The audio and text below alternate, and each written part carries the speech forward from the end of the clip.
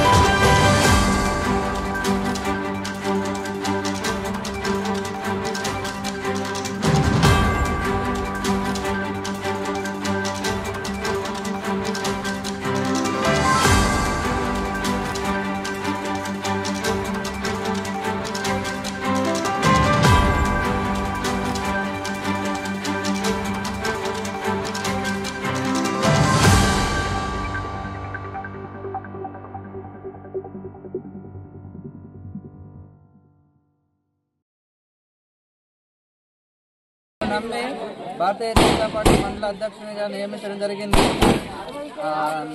భారతీయ జనతా పార్టీకి అనుగుణంగా పార్టీ యొక్క పథకాలను ప్రజల దృష్టికి తీసుకుపోయి మునుముందు ప్రజలకు అన్ని తెలియజేసి రానున్న కాలంలో భారతీయ జనతా పార్టీకి అత్యధిక ఓట్లు మెజారిటీ ఇచ్చే విధంగా కృషి చేస్తామని నాతోటి ఈ అధ్యక్షులకు, బూత్ అధ్యక్షులకు, మండల అధ్యక్షులకు అందరం కలిసి తీసుకుపోయి భారతీయ జనతా పార్టీని ముందుగా ఉంచుతామని, కలిసికట్టుగా పనిచేస్తామని తెలియజేస్తున్నా. ఈ సందర్భంగా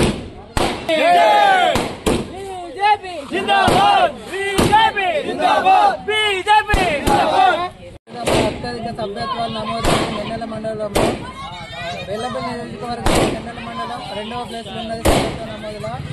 ఈ ప్రభుత్వ నమోదులో నాతోటి పనిచేసిన మిత్రులకు మరియు